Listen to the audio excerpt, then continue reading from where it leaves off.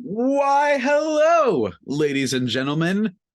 On today's show, AJ Preller. I mean, this guy's a madman. He's a madman. Everyone's talking about the NBA trade deadline and Durant's going to Phoenix. And Russell Westbrook, he's traded away. And oh my God, Ben Simmons, then Kyrie. What? AJ Preller came out and said, no. Today belongs to the baseball fans. You know what I'm saying? Yu Darvish and the San Diego Padres agreeing to a contract extension. Huge news, everybody. Going to give my thoughts on it, and I have quite a lot. Very surprising move in a lot of ways. You know what you're listening to. Let's get started. You are Locked On Padres, your daily San Diego Padres podcast. Part of the Locked On Podcast Network, your team every day.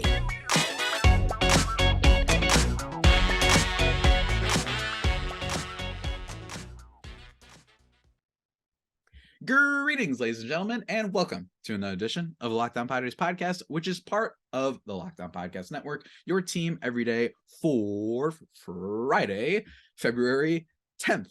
As always, I am your host with sometimes, occasionally, but certainly not always the most, Javier Reyes. You might be familiar with some of my baseball-related work over at Just Baseball, so check out that website, or you might be familiar with my Twitter. If you're not, go check that out at Javipeno, Javiipeno. And if you want, I tend to tweet some pop culture stuff on there, some dumb comic book things and memes and honestly just dumb posts. If you want Padres exclusive stuff only, go at LO_Padres. Also check out the YouTube Locked On Padres. Today's episode, guys, is brought to you also by FanDuel, the official sportsbook partner of Locked On. Make every moment more. Visit FanDuel.com/Locked On today to get started.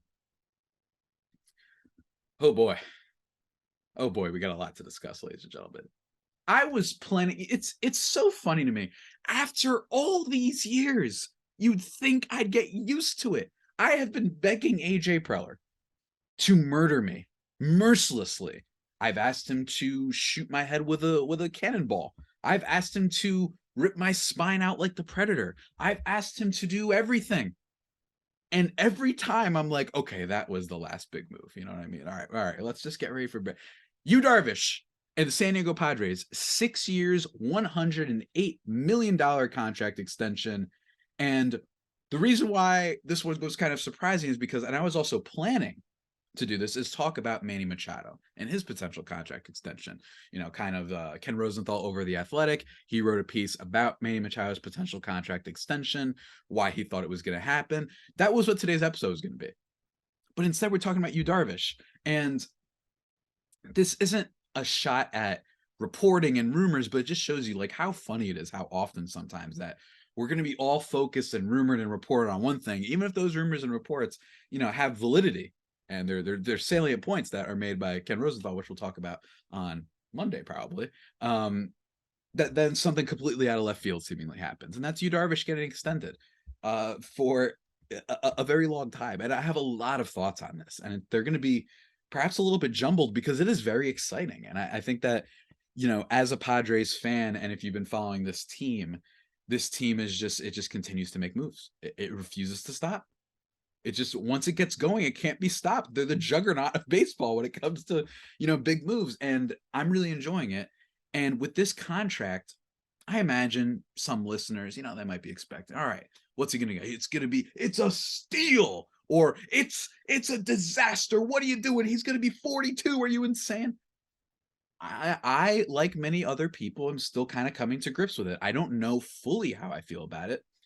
But one thing I do know is Yu Darvish has been a phenomenal pitcher. He's been a phenomenal pitcher for a long time. And in terms of just blockbuster stardom, he's the biggest star pitching-wise on the San Diego Padres. Don't get me wrong, Joe Musgrove is like more of a Padre because, you know, Yu Darvish, he did well with the Cubs. He had moments with the Texas Rangers, his career in Japan, which he's about to show even more with the World Baseball Classic rosters getting announced. Don't get me wrong, he's not necessarily, I don't know if as of now yet, you never know how this is going to transpire with 6 more years. I don't think people will associate him with the Padres first. That's just me, though. You never know how things go. Joe Musgrove, people will associate with the Padres, right? Because of the no-hitter and whatnot. But anyway, going off on a little bit of a tangent there. First of all, let's talk about it. 6 years, $108 million. That's $18 million per year.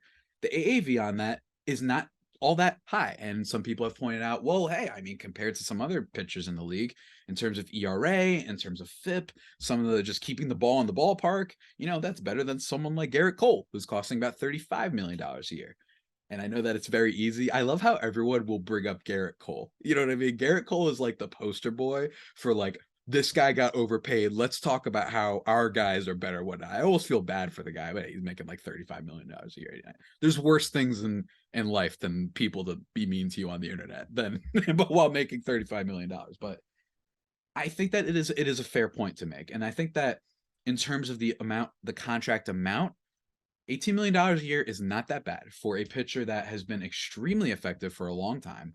And even when he's been at his worst, not like the worst pitcher in baseball. I think that the worst year I've ever seen Yu Darvish have was that first year with the Cubs, I believe. Yeah, in 2018, we had a 4.95 ERA. His expected ERA was bad. His FIP was bad. I don't know what happened there. I still don't know what happened. And I don't think anybody does, in fact. Because then the very next year, he improved to a 3.98, and then he kind of reverted to the Yu Darvish that we know now. Oh, man. Someone actually reached out to me on Twitter saying, at Evan Burner 123, hi Javier, I heard you're a huge Padres guy. Why would the Padres do this? This seems like a bad idea at first glance. And there's so many aspects of this deal that need to be talked about. Let's first talk about Darvish as a performer with the Padres. And I already mentioned that, that 2019 season or a 2018 season was like the worst I've seen. And I still can't believe how bad he was. And it was so frustrating that, very tired, old dudes, were coming on and saying, well, I saw him in the World Series, and if I saw that, I wouldn't want to pay him. Like taking playoff games, which famously is not very indicative of whether or not you should pay a player. Just ask Pablo Sandoval and the Red Sox about that. You know what I mean? Guy goes off of the playoffs, stinks the regular season. It was a disaster. So that's not always great. And then he proved them right by having a bad season.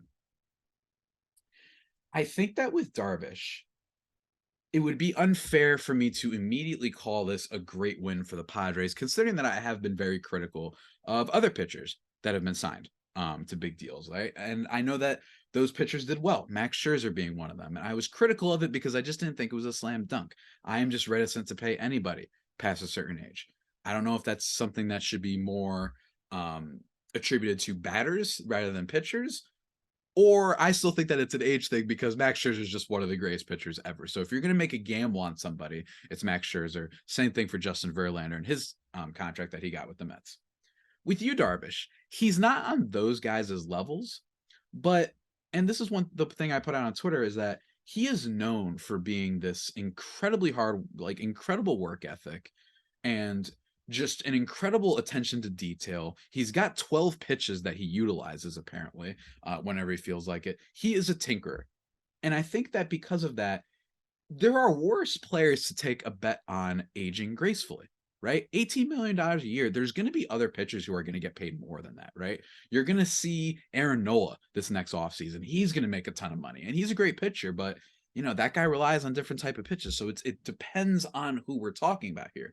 With Darvish, one of the things that I really liked about him last year is just how focused and how much more improved everything about his pitches were.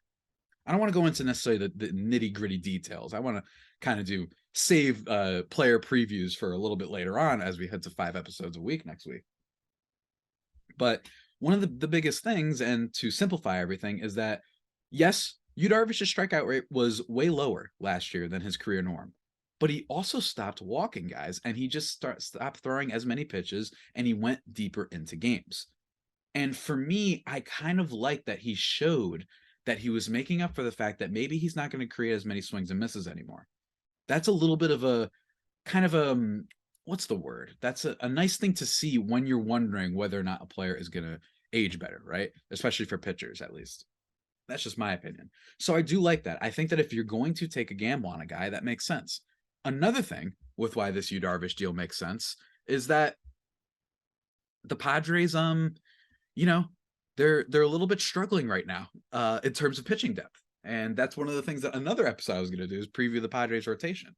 And you have to wonder if that's why the Padres also wanted to make this extension.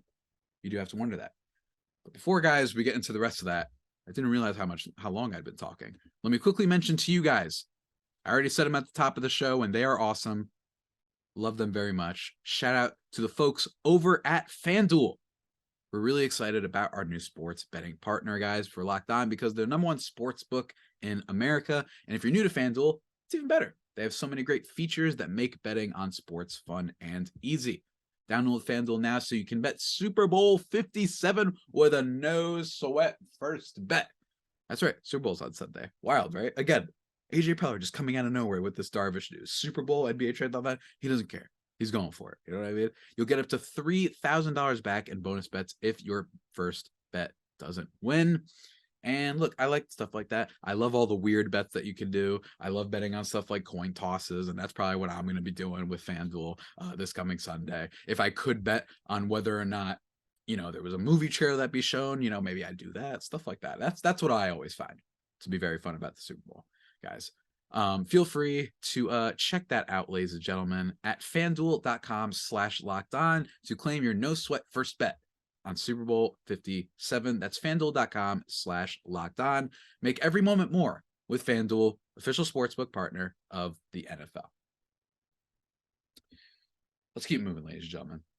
The second point I wanted to bring up regarding Mr. Darvish, on top of just his stats that I was mentioning before, on top of the fact that I think he did age very well last year, on top of his work ethic, because of the Juan Soto trade, because of the Yu Darvish trade, because of the Blake Snell trade. Remember Luis Patino?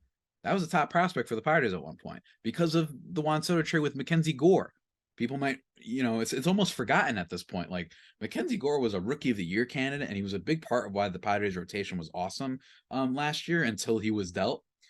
The Padres don't really have a lot of depth in the farm system right now. And I think that, with Dylan Lesko, some prospects like that, they aren't necessarily feeling like sure things. They're just interesting. Oh, okay. Maybe the Padres have some guys that might be a little bit better than we thought, and maybe they'll be able to at least become, not a bottom 5 farm system, right? Maybe they're going to squeak into the top 18. You know what I mean? Like, at least they'll be past that. That seems to be the vibe for the Padres farm system right now, being led, of course, by Jackson Merrill, a batter, shortstop specifically. Look, I think that one of the biggest questions heading into the season was the Padres rotation, and heading into next season, it was even more so the Padres rotation, with only Joe Musgrove and Nick Martinez kind of on the books, and Nick Martinez being more of his strength really is being a relief pitcher. When you see the difference in ERA from 4.2 to like 2.5, like, it's a huge difference when he's in the bullpen. And Blake Snell is going to be a free agent. Yu Darvish was going to be a free agent. So it makes sense to say, okay, maybe that's why they extended him. They want to have a little bit more locked down. You have Musgrove and Darvish now outside of 2023, which is good. I think that that's a fine 1-2 punch to have. And I think the Padres might be scared that maybe they don't know what they could trust out of their farm system. Ryan Weathers comes up to the major leagues, struggles. He wasn't any good. You know what I mean? Ryan Weathers, all of a sudden, it just blows up in the second half of 2021 and then gets sent back down to AAA. If you pull up MLB.com, he ain't even in the top 30 prospects anymore. Ryan Weathers might have just had like the luckiest first half that we've seen from a pitcher like ever. You know what I'm saying? Like, he might have just had like an unbelievably lucky first half, and he's really not all that good. That seems to be what has happened here. The Padres are clearly built for winning now, and that should be appreciated. That should be respected, even if there are some ugly things about the roster with all the Fernando Tatis Jr. drama. Yes, the Eric Hosmer ground ball gremlin stuff was annoying. Yes, Sander Bogarts is going to be getting paid until he's 40. Fernando Tatis Jr. is going to be paid until he's like 36. Like, I get it. Like, it's not as pristine and pretty of a roster necessarily when it comes to depth and when it comes to not worrying about guys being on your team into their 40 season. I get that. But overall, it's still nice to see them trying, especially given the history of this franchise for being a Milwaukee Brewers type organization, being an Oakland A's type of organization that would not spend money. I mean, we started from not paying Chase Headley to, all right, what's next? You know what I mean? Like, we're extending guys, and now we're wondering, all right, when's Manny Machado getting extended? It's crazy to see the turnaround that the Padres have had, and I know that's been said by many people, but I have to keep saying it because it's just satisfying to say, for one. And it's true. It has to be repeated just how much the Seidlers and AJ Preller have changed this organization around. And I think that it's this leads to now, some of the negatives about the deal. Number one, was there anyone necessarily bidding against the Padres? I had not heard really, were they worried? Is this guy going to go out and be incredible? Age 37, did they think that a team after this was going to offer him a 6-year deal? Or did they, because I thought that if Yu Darvish went out and was awesome again this year, the way he was last year, that maybe teams would give him like a 3-year deal, Maybe they were just worried about a team like the Mets swooping in, a team like the Yankees or whoever swooping in, being like, we'll pay you 3 years, 90 or whatever it is. So they thought, we'll give you the years, albeit on less annual value. And that's what I guess that they decided to do.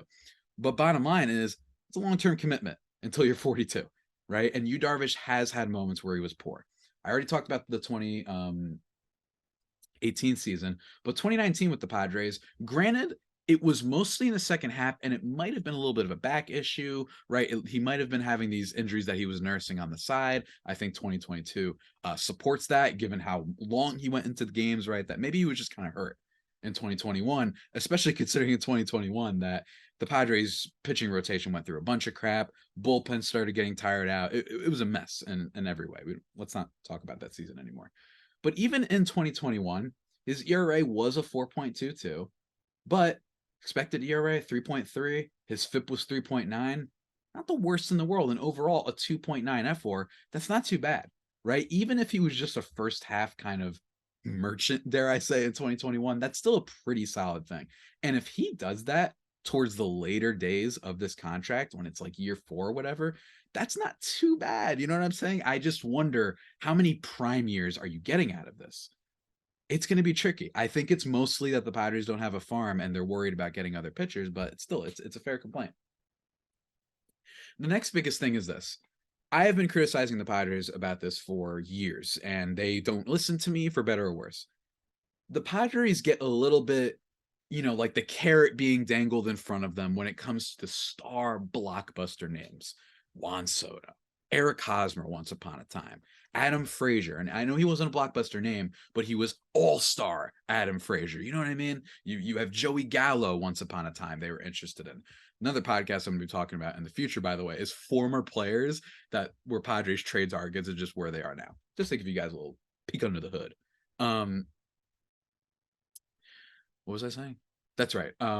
They get really swayed by all these big time names, and they haven't necessarily settled for some of those under the radar names. Something like a Michael Conforto, someone like a Jock Peterson at the trade deadline from a couple years ago, right? And someone like a Mitch Haniger, someone like what other infielders are out there?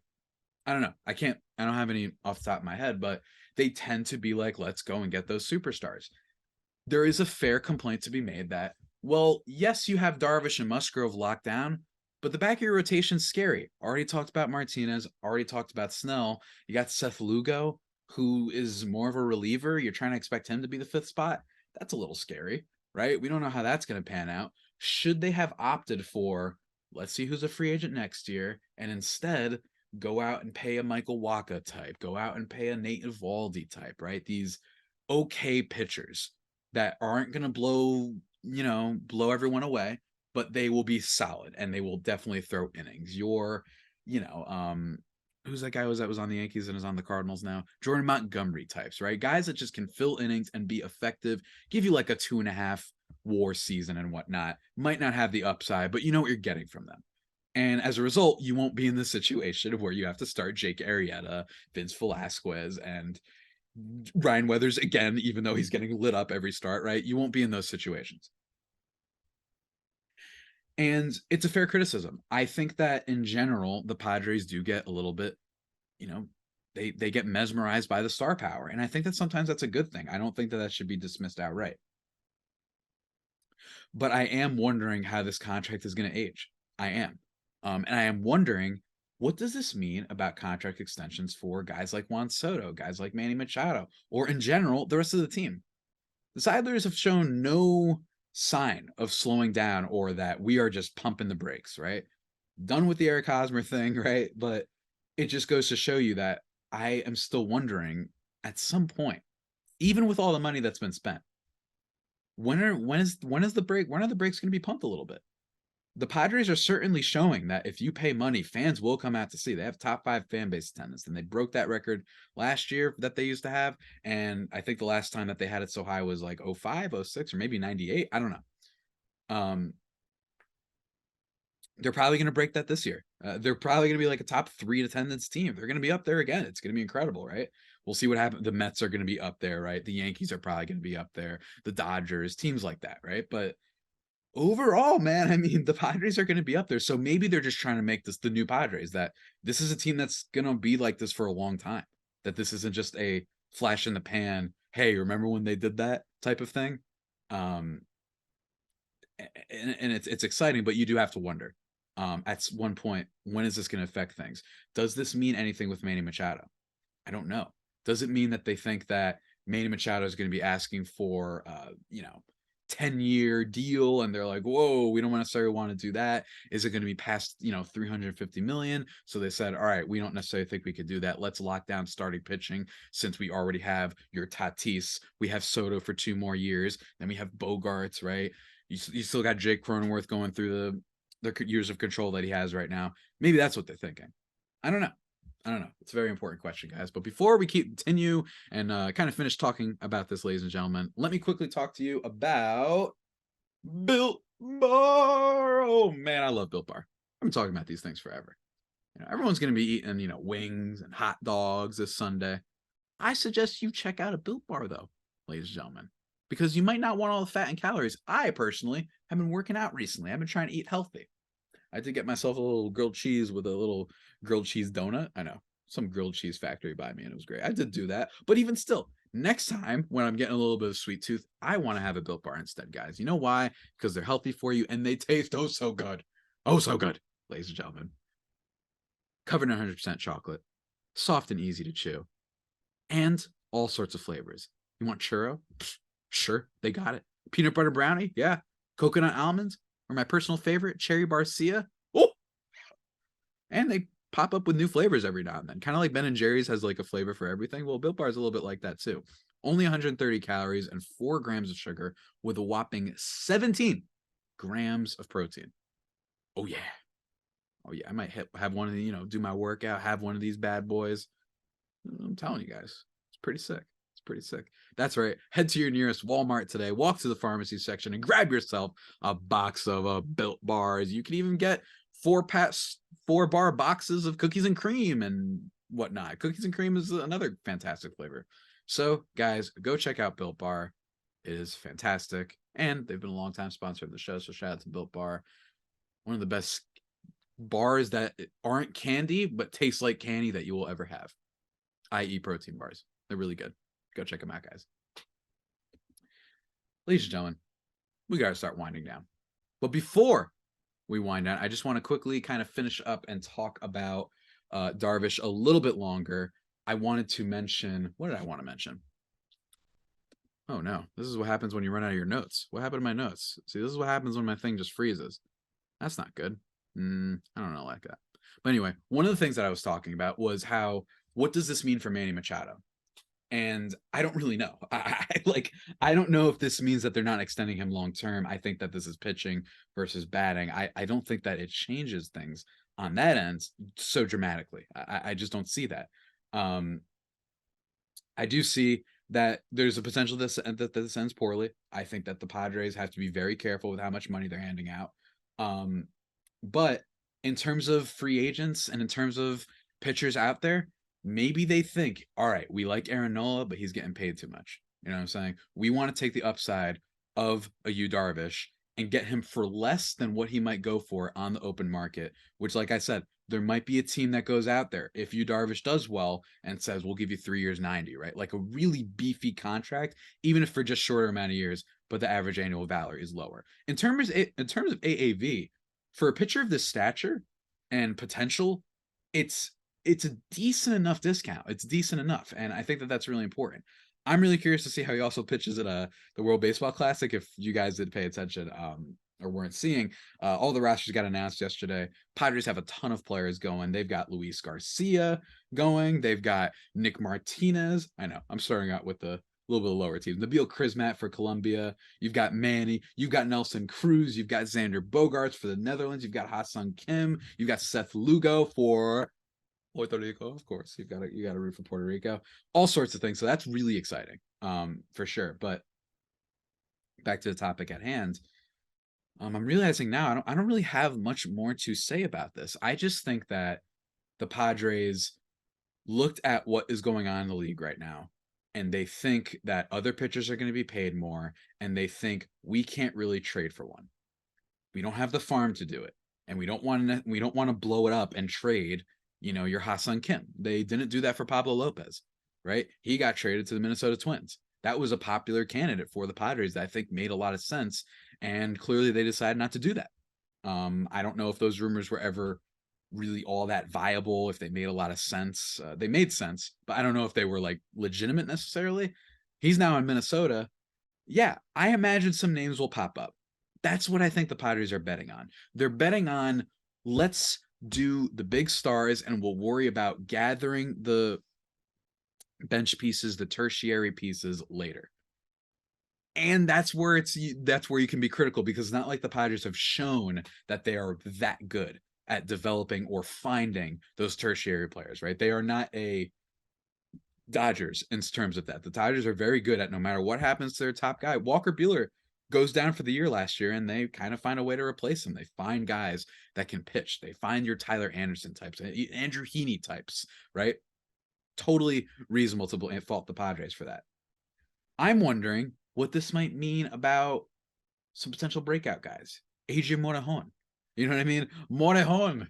Oh, I don't know if he's going to be a breakout guy this year. I hope he is, but maybe they have some faith that a guy like that is going to be awesome. Or maybe they have faith that they're just going to have one of the most lights out bullpens in baseball. Nabil Krismat, guy isn't too bad, and he was really pretty effective in terms of ERA last year. Love him. You've got Nick Martinez and Seth Lugo, if you choose to move them in the bullpen. They're probably going to be starters for now.